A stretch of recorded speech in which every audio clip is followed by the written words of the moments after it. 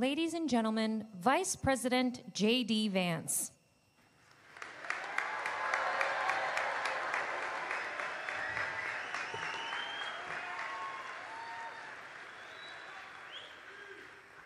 Well, thank you, everyone. Thank you to that incredible choir and band, and thanks to General Kane and Secretary Hegseth for your powerful words. Thank you, most importantly, for everything that you do for our nation's war fighters and for those who have given their lives to this country. We remember you today, and certainly to our Gold Star families.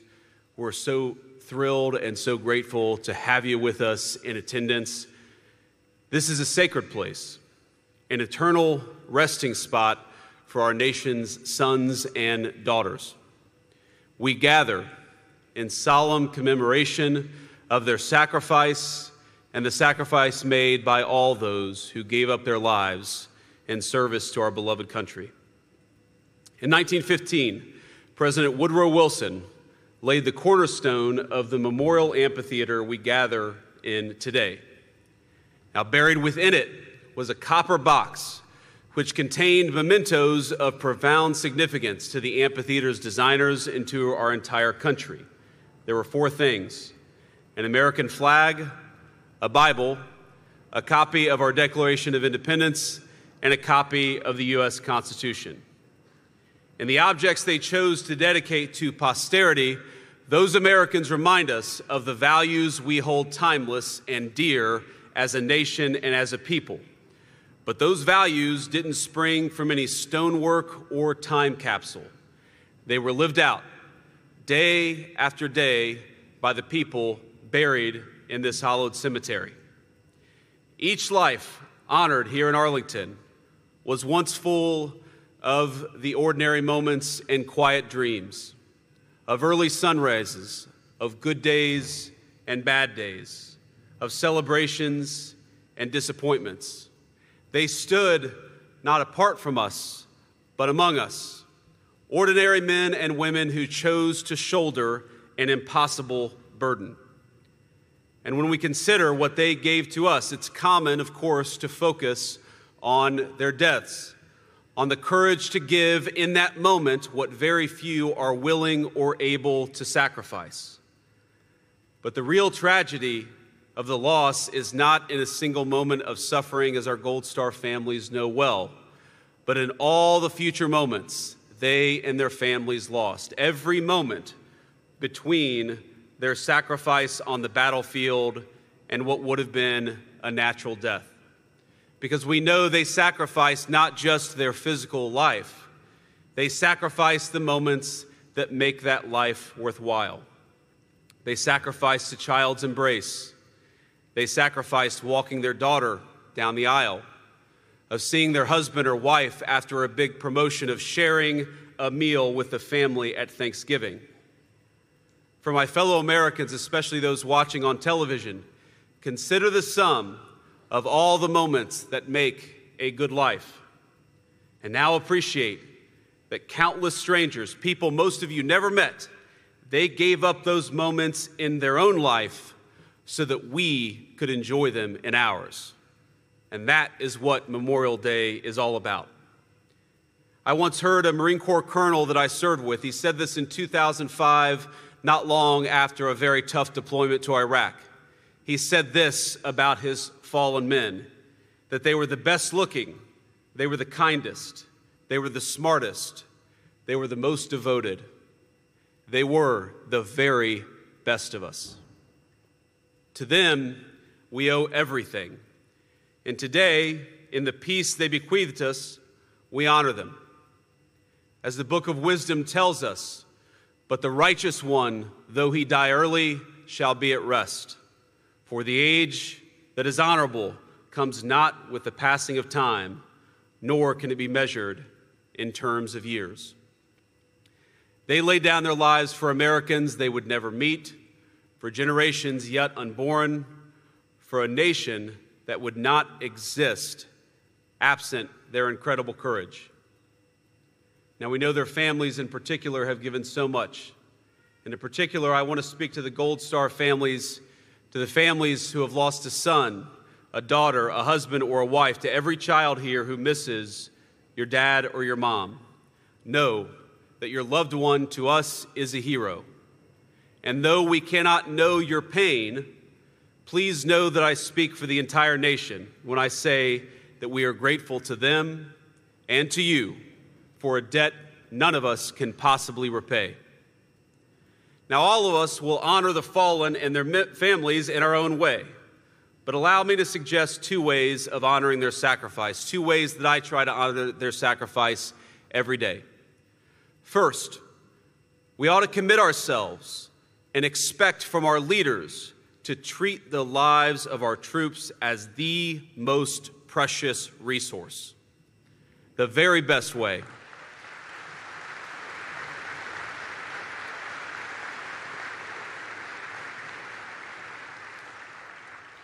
The very best way to honor the fallen is to only ask the next generation to make the ultimate sacrifice when they absolutely must. We must be cautious in sending our people to war. The second way that I try to honor the fallen is to commit ourselves to being worthy of their sacrifice. If you're a husband, be the best husband you can be. If you're a mom, be the best mom that you can be. If you're a citizen, be the very best citizen that you can be. Because together, let us build a better country, a more perfect union, and strive to be the kind of nation worthy of the sacrifice of the people that we honor today. On this Memorial Day, let us remember that we have been given a great gift, often by people none of us ever met. Let us cherish that gift and make ourselves worthy of it. May God bless those who gave that gift, and may He bless the country they sacrificed for. Thank you.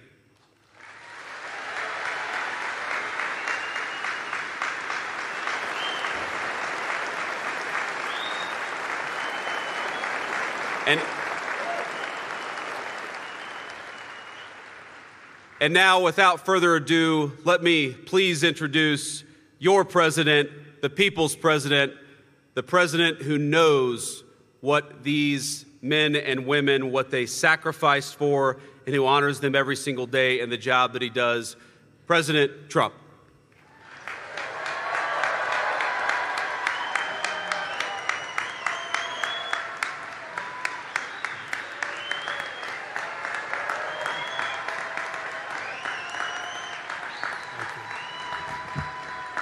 Thank you very much. Thank you. Thank you very much. Very special place and a very special day. Thank you to Vice President Vance, doing a terrific job. Thanks also to a man who has devoted his life to service members and veterans, Secretary of Defense Pete Hegseth, who's doing really well. He went through a lot, didn't he?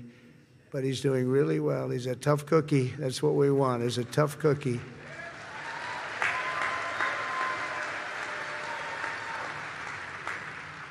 And we're grateful to be joined as well by Chairman Kaine, terrific military person, members of the Cabinet, members of Congress, members of the United States Armed Forces, veterans, and many other distinguished guests.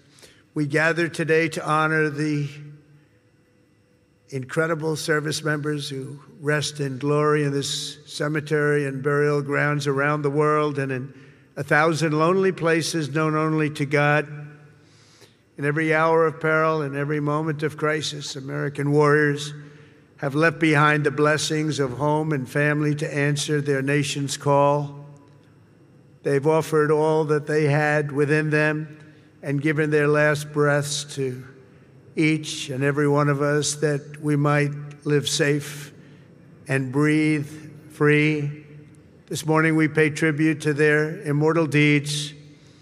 We share in the sorrow of their beloved families, and as one nation we give thanks for the ultimate gift they have so selflessly given to all of us. These warriors, and that's what they are, as great, great warriors, picked up their mantle of duty and service, knowing that to live for others meant always that they might die for others. They knew that. They asked nothing for it.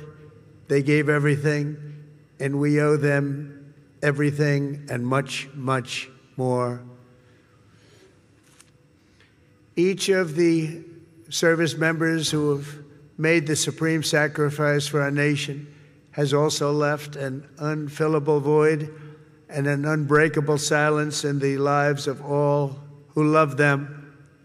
For the families of the fallen, you feel the absence of your heroes every day in the family. These are great families. These are wonderful families. In the familiar laugh no longer heard, the empty space at Sunday dinner, or the want of a hug or a pat on the back that will never come again.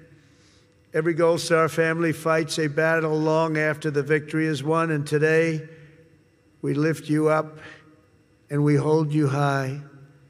Thank you, thank you, thank you for giving America the brightest light in your lives. It's what you've done. We will never, ever forget our fallen heroes, and we will never forget our debt to you. This Memorial Day is especially significant as we commemorate 250 years since the first American patriots fell on the field of battle. 2.5 centuries ago at Lexington Green, Concord Bridge, Bunker Hill, brave Minutemen and humble farm boys became the first to give their lives for a nation that did not yet have a name.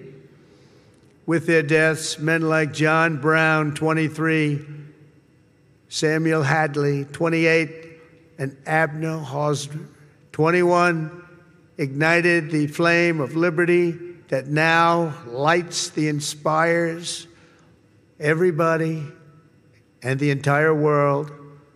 Those young men could never have known what their sacrifice would mean to us, but we certainly know what we owe to them.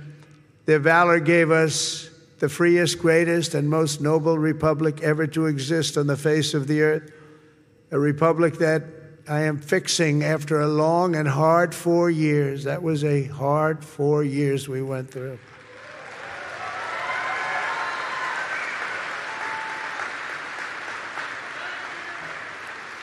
Who would let that happen?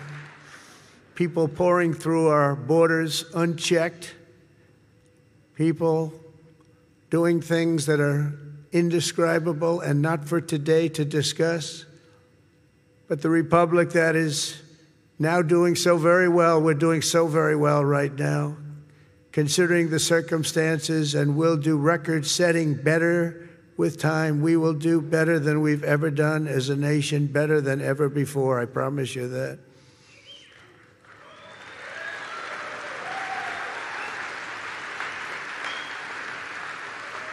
In every generation since, at Trenton and Yorktown, at Vicksburg and Shiloh, and in faraway places with names like Chateau, Terrari, Anzio, Iwo Jima, Quezon, Kandahar, really just a few chosen names, and these are names that have become so important on the altar of freedom. They plunged into the crucible of battle, stormed into the fires of hell, charged into the valley of death, and rose into the arms of angels. The sacrifice that they made was not merely for a single battle, a long ago victory, or a fleeting triumph, decades or centuries past. Their sacrifice was for today, tomorrow, and every morning thereafter. Every child that lives in peace, every home that is filled with joy and love, every day the Republic stands is only possible because of those who did what had to be done when duty called, and the cost was everything to them and to their families. Our debt to them is eternal, and it does not diminish with time. It only grows and grows and grows with each passing year. The greatest monument to their courage is not carved in marble or cast in bronze. It's all around us, an American nation, 325 million strong, which will soon be greater than it has ever been before. It will be. And so today we uphold the memory of our heroes as people have done since ancient times by telling their stories and exalting their names. Senior Master Sergeant Elroy Harworth was a young, beautiful man from Earhart, Minnesota, when he enlisted in the Air Force and was sent to Vietnam.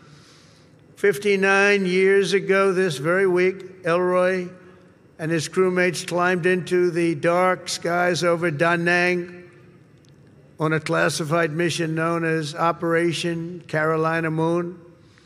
Their aim was to blow up a key enemy bridge, and while other crews had tried and failed, they were determined to try and get it done in face of extreme danger, and they knew how bad it was. As their C-130 closed in on its target, and Elroy jockeyed his 5,000 pounds of explosives into position, the aircraft came under unbelievably intense fire. They'd never seen anything like it. Try as they might, they were hit as the plane swung low and they went down deep in enemy territory. Elroy was just 24 years old when he gave his life for America, leaving behind a beautiful young wife who was 7 months pregnant. That meant Elroy would never know the joy of meeting his son Troy or seeing him grow, and he would never have the pride to watch his son follow in his father's footsteps and serve 2 decades in the U.S. Army. Sergeant First Class Troy Harworth is with us today, joined by his wife Sonia and their son John, the grandson Elroy never got to hold. Thank you, Troy, and thank you, John, and above all, thank you, Elroy. Thank you very much. Please stand up. Thank you, wherever you may be.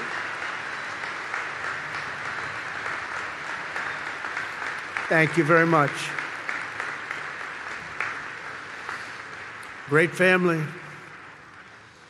Corporal Ryan McGee of Fredericksburg, Virginia, knew from the time he saw the towers fall on 9/11 that he wanted to be an Army Ranger. He was an American guy, all American. He was a tough guy. He was the top of everything. In high school, he was captain of the football team and was voted friendliest and most charming by his peers. Ryan joined the Army soon after graduation, and after 3 tours in Afghanistan, he deployed to Iraq. He and his unit were tasked with hunting down a weapon facilitator and a suicide bomber cell near Baghdad, a vicious, vicious cell, killing many, many people. 16 years ago this month, they engaged the enemy in a firefight, and Ryan was mortally wounded. He gave his life at 21 years old, and today he rests until the end of time in the famed Section 60 here at Arlington, where we have buried our honored dead from the War on Terror. We are joined today by Ryan's mom, Sherry, and Sherry, all of America shares in your grief, and more importantly, we share in your pride in your wonderful son. And thank you so much for being here, Sherry. Please, Sherry.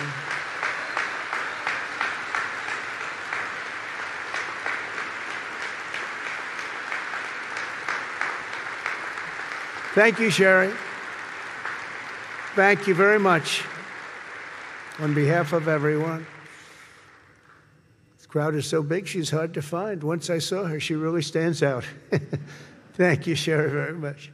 Senior Chief Petty Officer Shannon Kent grew up in Pine Plains, New York, before enlisting in the Navy in 2003. And she quickly became one of the rising stars. She was an absolute winner. As a linguist, translator, and cryptologic technician, Shannon worked alongside elite special force units like Delta Force and Navy SEALs to help them capture and kill terrorists. She was among the first women ever to do it, and she did it better than anyone. In January 2019, Shannon was on her 5th combat deployment, embedded with a team hunting ISIS terrorists through the streets of Syria when a suicide bomber detonated his weapon, killing Senior Chief Kent and 3 other wonderful, beautiful Americans. She left behind her husband, Joe, and their 2 sons, 3-year-old Colt and 18-month-old baby Josh. Today, Shannon rests in peace on these grounds alongside her comrades.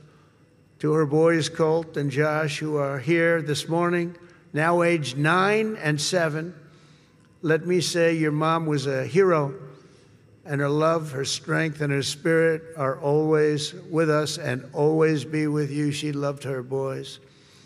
To Joe, the boys, Shannon's parents, Mary and Stephen, and her sister Mariah, Shannon's name will live forever in the chronicles of true American patriots. I just want to thank you, and thank you so much for being here in honor of your magnificent family member. Stories like Shannon's, Ryan's, and Elroy's remind us of the real meaning of the day. And I want to just say, please stand up wherever you may be. The boys, I want to see those boys. Where are you?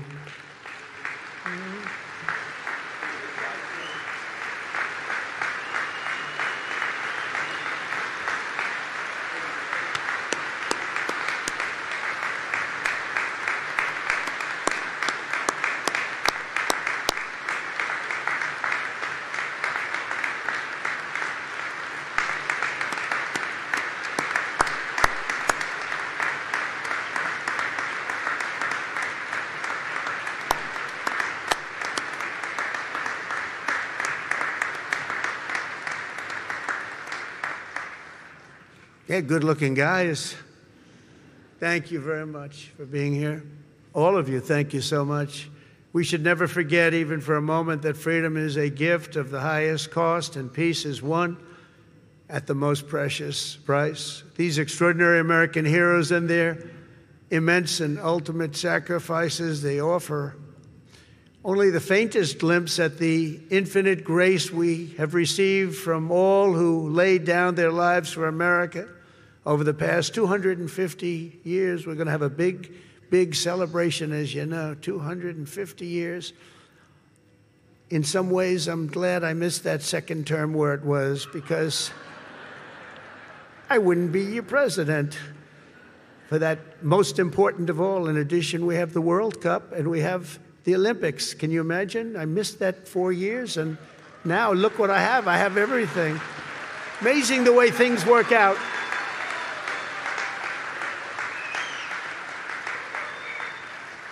God did that. I believe that too. God did it. You know, I got the World Cup and I got the Olympics. The 250 years was not mine. I'd like to take credit for it. But I got the Olympics, I got the World Cup when I was president. And I said, boy, it's too bad I won't be president then. And look what happened. I turned out, and we're going to have a great time. We're going to have a great celebration. But most important of all is the 250th anniversary. That blows everything away, including the World Cup and including the Olympics, as far as I'm concerned. In any corner of this cemetery, at any resting place for our war dead, anywhere on earth, you'll find untold stories of equal heroism and heartbreak, unmatched patriotism and devotion, and acts of selflessness and courage so enormous they defy comprehension. Most people can't even imagine it. Great poets have written that it's love which moves the sun and the stars, but here on the sacred soil, right where we are, we're reminded that it's love which moves the course of history and moves it always toward freedom, always. From Bunker Hill to Bastogne to Cantigny to Coral Sea, from Gettysburg to Guadalcanal and Concord to Kabul, America's best and America's bravest have fought, bled, and died so that we could pick up the torch of liberty, raise it high, high, high, and carry it onward to places they could never have dreamed of before. Today we honor their memory. We remember their gallantry. We just revere, in the highest sense, we just revere their incredible legacy. We salute them in their eternal and everlasting glory, and we continue our relentless pursuit of America's destiny as we make our nation stronger, prouder, freer, and greater than ever before. May God bless our fallen heroes. May God bless our Gold Star families. And may God bless the United States of America. Thank you very much, everybody. Great honor. Thank you.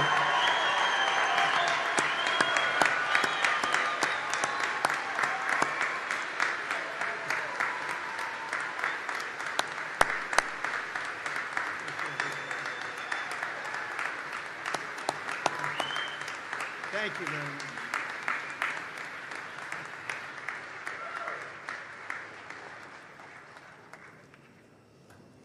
Ladies and gentlemen, please remain standing for the playing of taps and the benediction.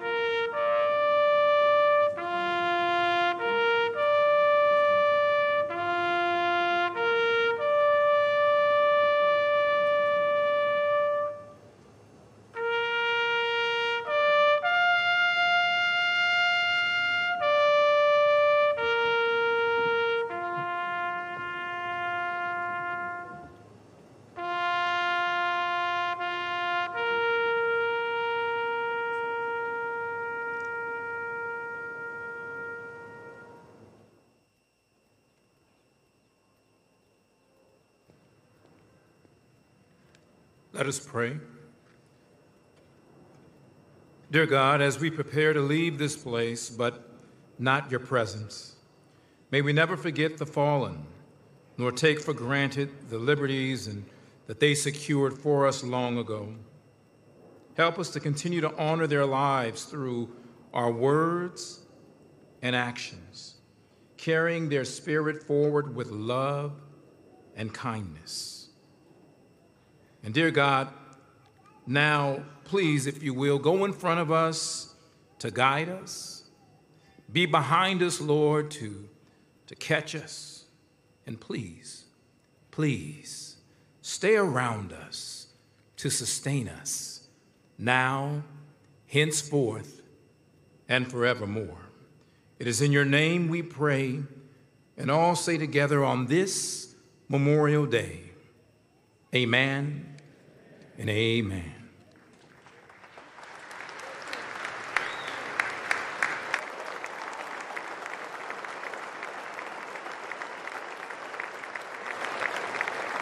Please remain standing for the singing of God Bless America, performed by the United States Marine Band and the United States Navy Band Sea Chanters.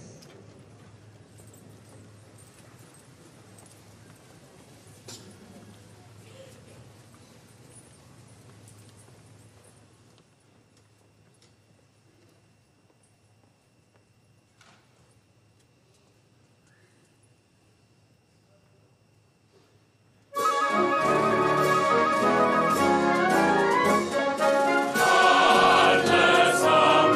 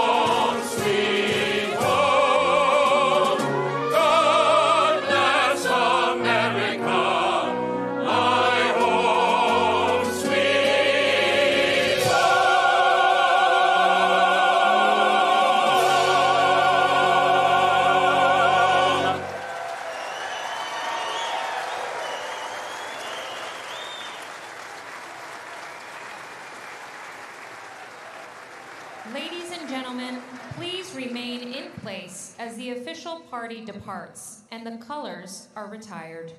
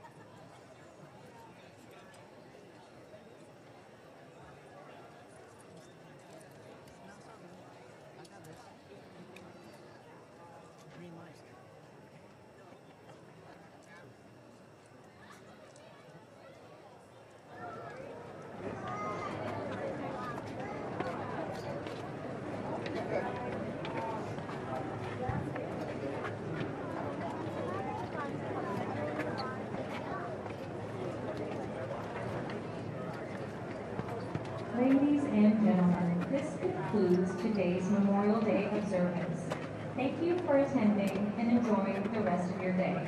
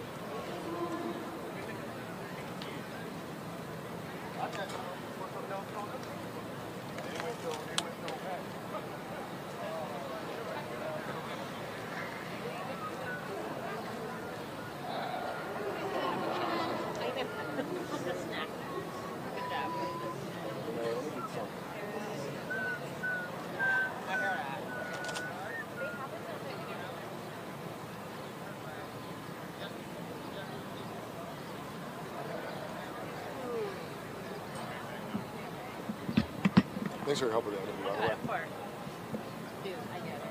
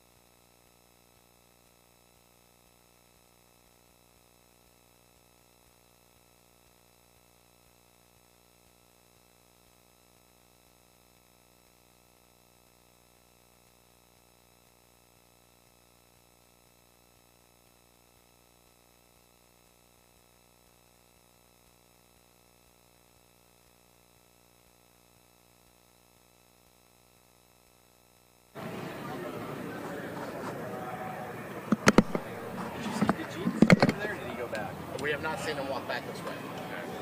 That's what I was afraid of. I was like, you realize if you take him into that crowd, he's not coming out.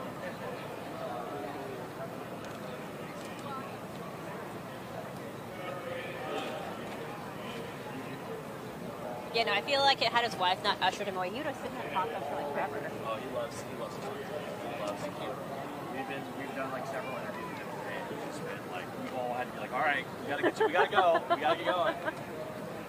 Aww.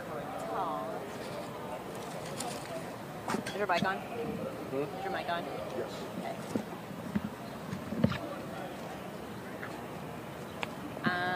Okay, cool. And then obviously for any of these performers, if you guys need any follow-up on them at all, just let me know. Okay, cool. Yeah. So for your comms company, then do you just work with like certain events or like certain people, or how does this work? ABC, American Veteran Center, is one of my clients, Okay. and so they have 2 major events a year, and so for them in particular, I focus on events. Most of my stuff's not event oriented, it's more just strategic comms, Oh, okay. Okay, cool. messaging, and that kind of stuff. But Okay. I like the events though; it gets you out of the house. You know, you Yeah. get it's more Get a exciting. live thing. Yeah, it's more exciting. Yeah. Oh, totally. Yeah, so I mean, that being said, I mean, as you're looking for like resources or sources to interview or talk to or background stuff, I can probably be helpful with that. What do you kind of focus on when you do comms? I mean, my clients vary. It's a lot. It's everything from like politics to veterans issues to like I actually work with some media companies to help kind of.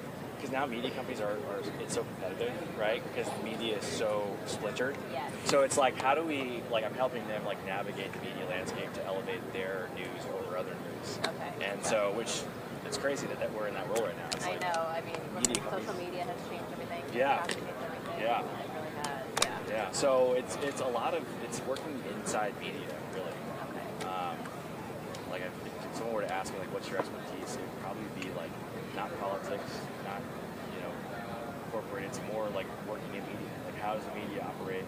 How does media compete against other media? It's kind of my niche. If that makes sense. No, that does. I think it's I have one of my best friends. He's in New York, but like he works in like kind of political and like crisis comms. Oh yeah. Too, and it's just like it's constant. Oh yeah. It's so stressful, especially there. I try to avoid crisis comms as much as possible because I like my hair and I don't want to lose it. You know, No, it's a very I know. stressful. He's like literally constantly on his phone like 24/7. Oh yeah. All the time. Yeah. Like, it's a lot. I bet.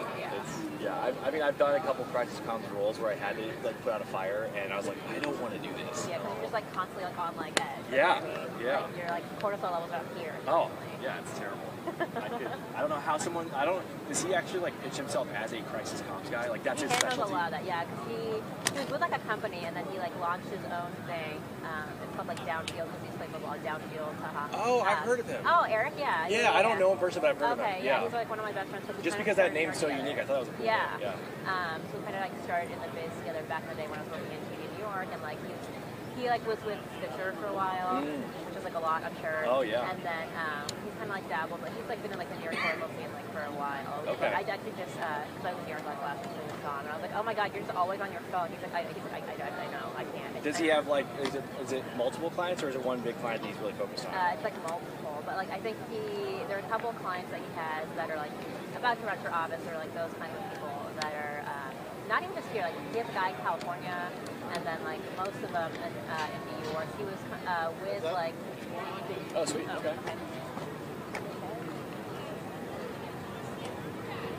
How's it going? Nice to meet you. Scotty, I'm cutting you. Great to meet you.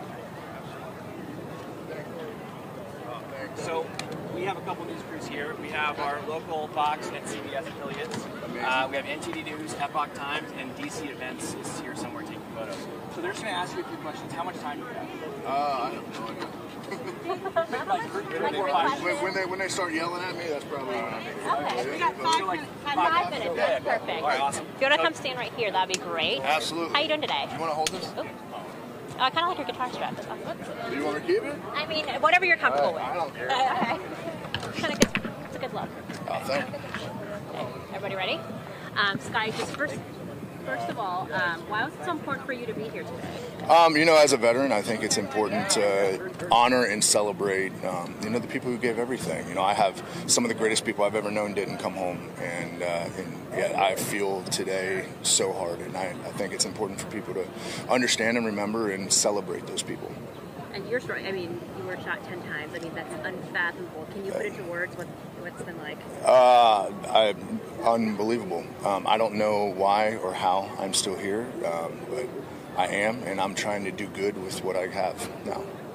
And part of that, I think, is music. I think you've spoken before about how much that's mental health when it comes to music. Can you explain a little more about that? Yeah, absolutely. The music heals. It absolutely saved my life, and it gave me a way to escape my PTSD, depression, and anxiety. And I hope that, with my platform and with my story and with my music, someone hears it and it helps them in some way, shape, or form. And being here today, what does Memorial Day mean? I know you talked about being a veteran and being around veterans, but what does Memorial Day overall mean to you? Memorial Day overall is, it's a day where we get to celebrate what we have, thanks to the people who gave everything. At one point in time, this place wasn't what it is without the people who gave everything, and we need to celebrate what we have and the people who gave their lives for this. Have you gotten to talk to any other veterans or Medal of Honor recipients? Oh, absolutely. Yeah. It's amazing. I got to Don Graves. Oh, sorry. Don Graves is a great friend. I met him in Normandy when I got to play some music in Normandy, and yeah, he's incredible. World War II veteran, over 100 years old and still kicking, man. Still just a spitfire. So Latinos in the military are a very huge population. What would your message be for them and their families in this? I think it's the same as any other military member. Just thanks for being a part of this. Thanks for deciding to give everything, for signing on the line, and for being a part of the brotherhood and sisterhood, and be willing to give it all for what we have here. As a veteran yourself, do you encounter some experiences with also Latino military men, women that have sacrificed their lives? Yeah. Absolutely. Absolutely. They're some of the greatest people I've ever known are here now, and we had one of them that was a Latino male, and he gave it all. And he was actually, his family came from Mexico, and he was born here, but he gave everything. Absolutely. We got time for one more question. Okay. You see all these people out here celebrating this big day with you. How does that make you feel? Oh, the support is unbelievable. It means more than they even know, really. And it's incredible that they're willing to take a day and just be here and be around other people and like-minded individuals and just celebrate the people who gave everything and honor the day for what it is. Absolutely. Thank you guys so much. Scotty. I appreciate it. Thank you all so much. Thank you.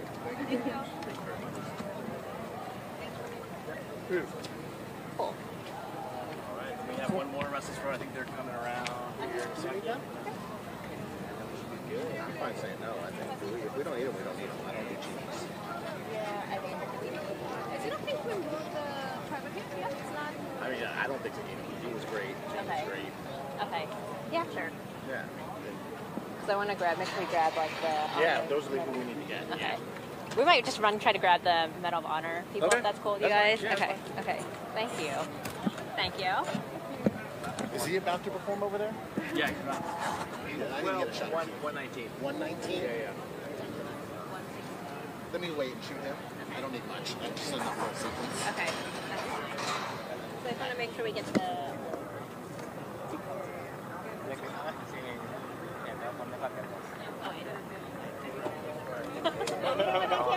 No, it's all right.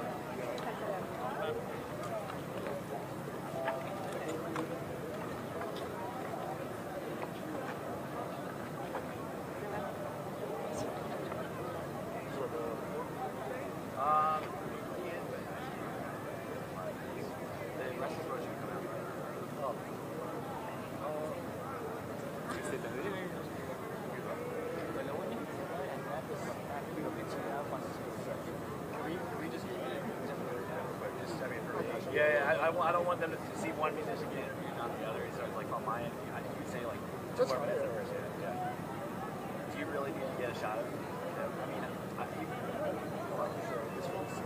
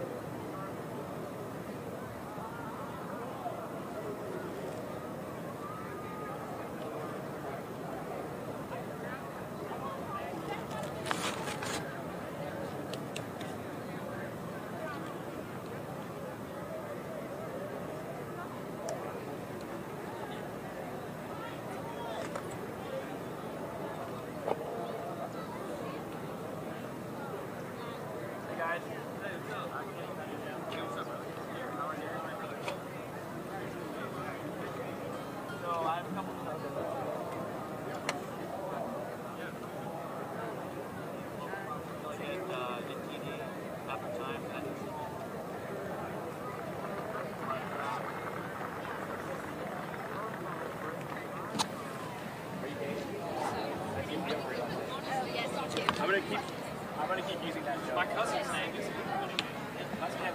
Yeah, it's great. Are you guys good with So this angle where do you here? guys want to set them up at? Right here, this angle is probably good. Okay, cool. So maybe I'm not blocking it. You guys know how you look best together. We always just dynamic. We just be standing in a line. You mind if I bug you to hold this for me, please? And if you want to start with a question, that'd be great. Thank you. Yeah. Is that a custom? Is that a? No, it's just a Let me know it's just when- a standard. What year? Where would be the? It's a remake. So Yeah, with I got it probably a couple years ago. Yeah, It's probably like a 23 or 22. Fair enough. Pretty new. It's one of my dream guitar. If I'm getting another guitar, that's the one. Yeah, it sounds great. They're nice. Yeah. Sam, you go with. Oh sure. Yeah. Okay. Cool. So first of all, what inspires you guys to be out here today? For me, my brother is full-time in the Air Force. He's a medic, and him and his wife are both full-time. And so just being able to, I grew up, my grandpa's in the military, and so I grew up in a military family. So this just means the world to be able to, honor them, because we wouldn't get to do what we love every single day if it weren't for the men and women that are sacrificing for us. So just being able to honor them in this way here in D.C. is unbelievable. Sure, I'm gonna get you to chime in too. Yeah, any way we can use music to support our country and our veterans, we're going to do it, and we're just so excited to be here today. For sure. Yeah, I mean, servicemen and women are the real-life superheroes, so we're just grateful to be here, be a part of it, and do what we can and be a small part of Memorial Day. For sure, absolutely. And what does Memorial Day mean to you guys personally? Personally, I mean, like I said, me growing up in a military family, it means the world to me, because I know that I feel like every day we should be honoring our men and women, but if we can take one day out of the year and just really honoring them in the best way that we know how, especially for those who made the ultimate sacrifice in their families, I think that this is just an unbelievable day. Absolutely. Yeah, it's a moment to pause and stop and celebrate and reflect on those who have sacrificed so much for us, and that's what it means to me. Yeah, I couldn't say it better myself. I think it's really important. These people do just amazing work. They're putting their lives on the line. They're making the greatest sacrifice. So if we can just take a day out of the year to really just all be focused on that and just really honor these people, it's just a great idea, and I think it's amazing. One more question, please. Okay, so Latino in the military is a big group, big community. Do you have any message for the Hispanic veterans and also their families? Yeah, just thank you. It doesn't matter if you're Hispanic, if you're American. It literally does not matter where you come from. We're all trying to do the exact same thing, and that's be able to give everybody around the most freedom possible to do what they love and how they want to do it. And so I just say thank you. Thank you for your service. Thank you for sacrificing for the American dream, for everybody to be able to do what we love. Ditto. Thank you so much. Yeah, thank you guys. Thank you. Thank you so much. We appreciate it. Thank you so much. Appreciate it. Thanks for talking to me about your guitar. Thank you so much. Appreciate it. Yeah, we're just fine. Thank you. Oh, yeah. How was it? Yeah, I love Yeah. those things like I prefer music. Hey, great to meet you. Absolutely.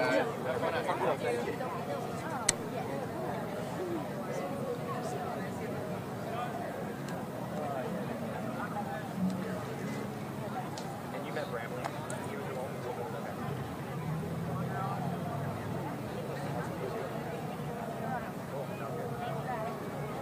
Oh. Guys, where you heading?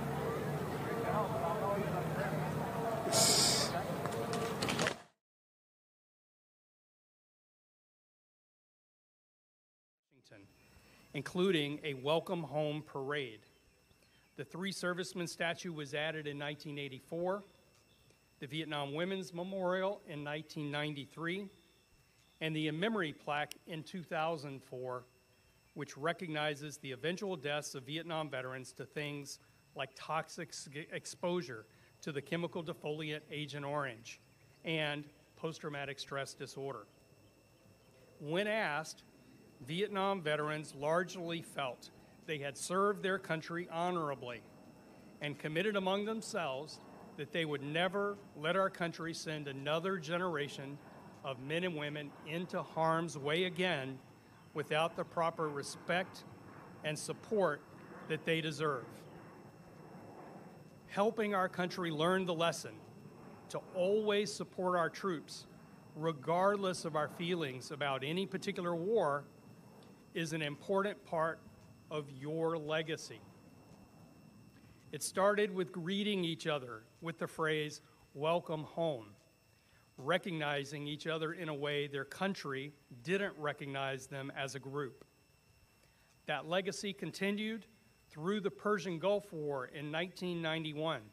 When Americans like myself went to war for our country, we overwhelmingly had public support for our troops, and it lasted on to the deployments to Afghanistan and Iraq after 9/11.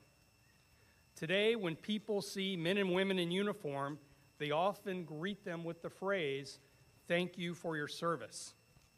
This is a direct result of the efforts of Vietnam veterans to help our country remember to always support our troops. Offering that perspective, I invite our guest speaker today. He was one of those 130,000 people evacuated from Vietnam during the last days. Not yet 2 years old, his family arrived in the U.S. and settled in Washington State. He went on to become a distinguished graduate from West Point in the top 1% of his class, and he graduated magna cum laude from Georgetown Law School. He served as Associate White House Counsel during the George W. Bush administration and then deployed to Afghanistan as executive officer for a special forces company. He now spends his time as what I call a serial entrepreneur, having founded and developed several companies, and he is an Army Ranger, a board director for the Vietnam Veterans Memorial Fund. Ladies and gentlemen, France Hong.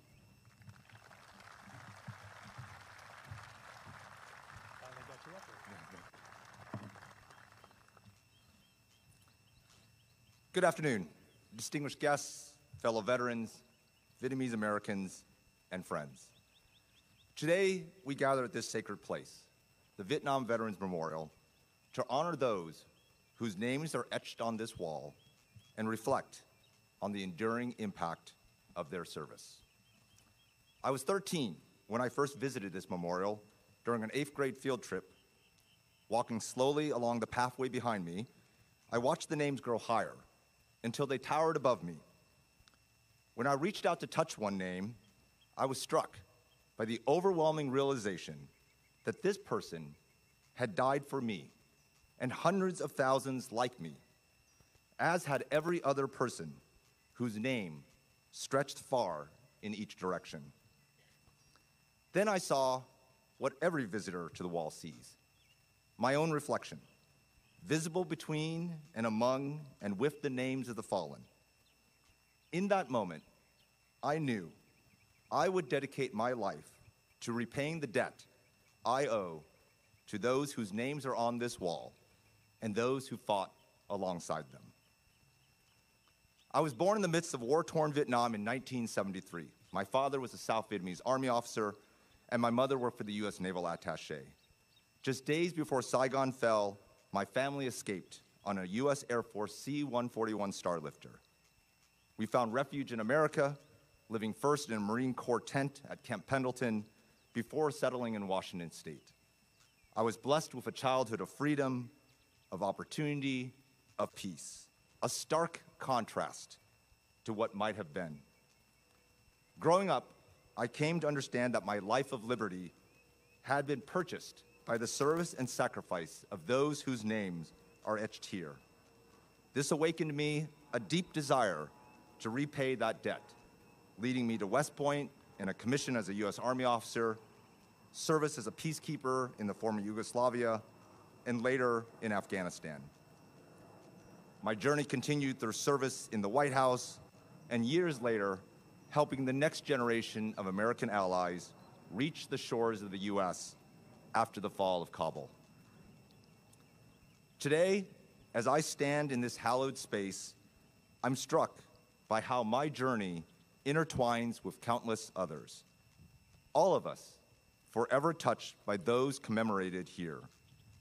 In this place of honor, masonry and memory merge, serving as both monument and mirror, reflecting not just who they were, but also who we are. To all Vietnam veterans, you embody the very best of duty and devotion to country. More than 2 million Vietnamese Americans, myself included, are living proof that you made a difference. We are your legacy, grateful for your service, your example, and the unspoken burdens you still carry. We will forever honor you and the price you paid for our freedom. To my fellow Vietnamese refugees, we represent what America can and should be, not just the land of the free, but where we are free to choose to serve others. Through our contributions to this nation that welcomed us, we continue to build a tribute of gratitude. To the former South Vietnamese soldiers with us today, you embody the valor and values of our native land. As the Vietnamese proverb teaches, when bamboos grow old, young shoots spring up. Your resilience has inspired many of your children to continue your heritage of service. To those who have names of loved ones and comrades in arms etched on this wall, your fidelity ensures they are not forgotten. Through you, their sacrifice becomes a living testament of courage and commitment for future generations. By remembering our heroes, you too are heroic. And to all Americans, we reflect the promise of a nation built on shared values rather than shared ancestry, where those who choose service above self can find a home among heroes. Today, returning decades after my first visit, I find myself once more reaching out to touch these names. What I once saw as a calling, I now understand is a covenant. These names deserve more than remembrance, they deserve resolve. And so, as we honor those who laid down their lives for freedom, let us together forge a future where devotion to duty is met with gratitude, and where every generation finds inspiration in the courage of those who came before. Thank you.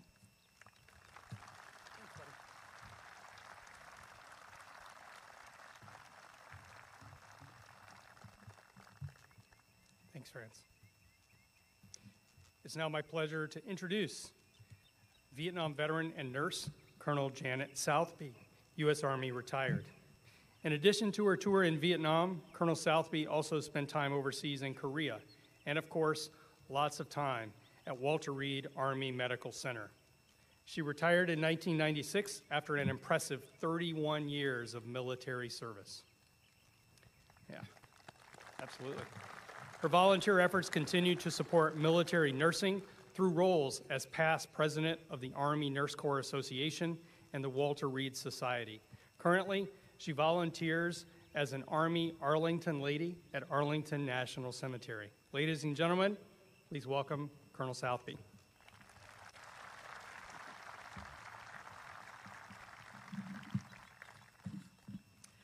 Good afternoon, ladies and gentlemen, and thank you, Mr. Knotts, for that kind introduction. I speak to you today as a Vietnam veteran representing the Vietnam Women's Memorial. While this ceremony pays special tribute to those who made the ultimate sacrifice, it also honors those who served and lived to return home, many bearing the physical and psychological scars of war. My veteran brothers and sisters, it's been a long time coming, but the 50th anniversary of the commemoration of the Vietnam War has strived to acknowledge all who participated, their services, sacrifices, and contributions. All Vietnam veterans, in your hearts and minds, please accept that this commemoration that began on Memorial Day 2012 and will end officially this Veterans Day 2025 has been an immense effort to recognize and give you recognition and take refuge in the derisive treatment you received when many of you returned home. It's time to let go, and appreciate that our service has now been recognized. 8 names on this wall are those of nurses who died in Vietnam. Approximately 100,000 military and civilian women served in multiple support roles. Of those, 90% were nurses. My Vietnam experience began on my 22nd birthday, when the 85th Evacuee Hospital, all 300 personnel, 39 of whom were female nurses, and the hospital equipment were all loaded aboard a heavily laden troop ship. We sailed out under the Golden Gate Bridge to an unknown experience on Friday the 13th, August 1965. 18 days later, we anchored off the coast of Quy Nhon. The following day, personnel debarked down Jacob's Ladders on the landing crafts, taking us to the beach, where we clambered aboard deuce-and-a-half trucks. The ship's first officer later wrote that one of his most enduring and vivid memories stemmed from that morning. He recalled, "The sudden grim reality that you were going to war started to settle over you, and the effect was almost palpable." Once the stevedores unloaded our hospital equipment, we made our way to a valley where we set up tents and cots, established support services, and organized our medical supplies to become functional. At that time, the 85th VAC was the furthest north hospital in country.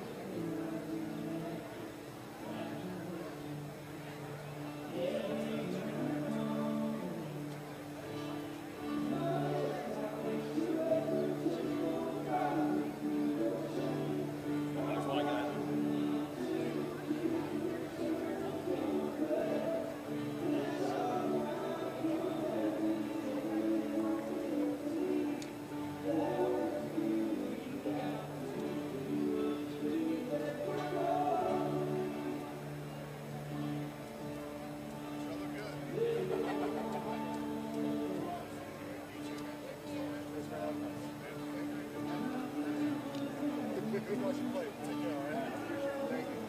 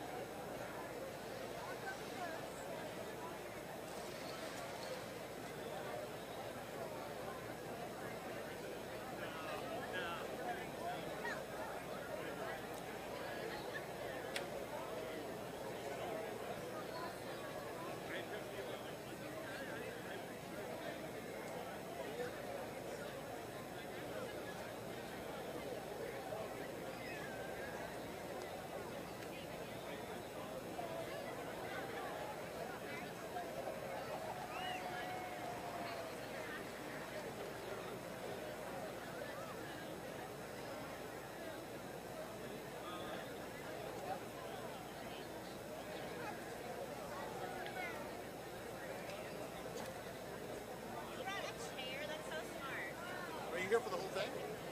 Yeah.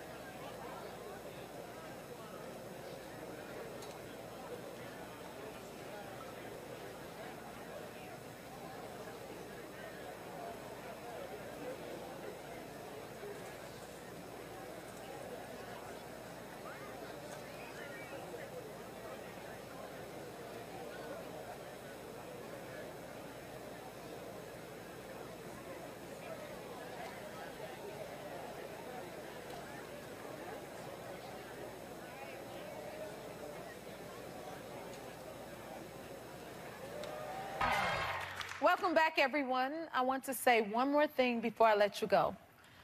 To the amazing first responders who have been working tirelessly to protect Los Angeles from our recent wildfires, we say a huge thank you. You all are heroes. Give them a hand, y'all. I want to thank all my guests, and I want to thank each and every one of you for taking time out of your busy day to come see about little old me. I love you, I do, and I will catch you on the next one. Until then, see you soon.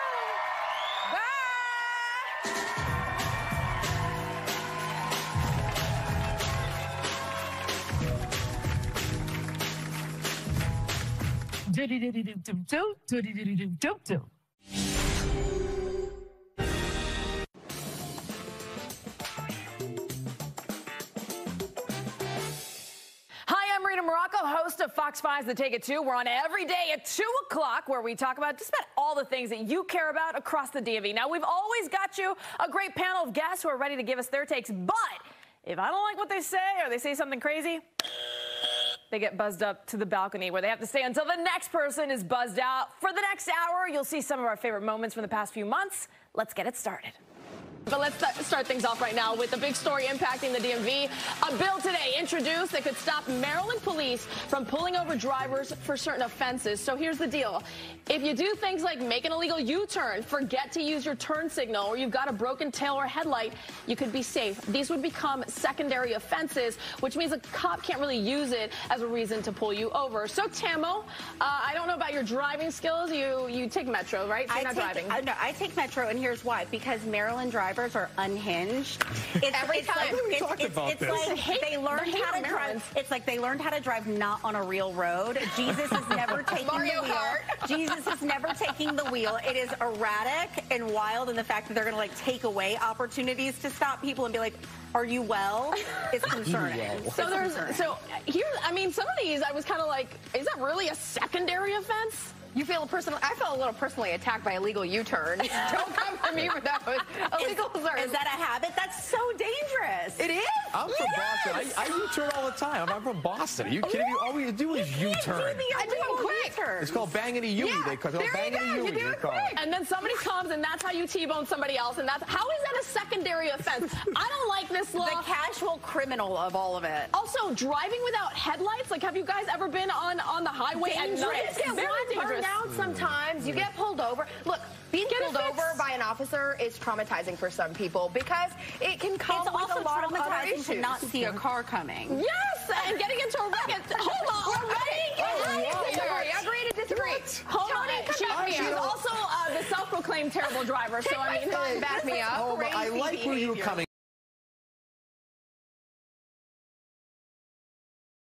Out there. So compassion for U-turners? Yes. Illegal U-turns. Okay, again, it's all about resources. Come on, Boston, right? defend It's all about resources, okay? Again, people do this stuff. People U-turn. They maybe throw some litter out, okay?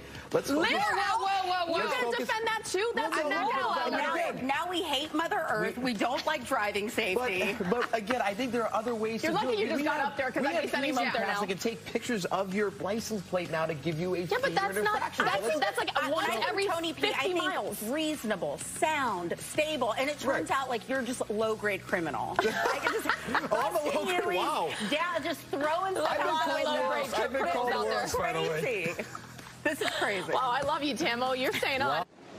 We're heading out to Northern Virginia, Purcellville, the town council.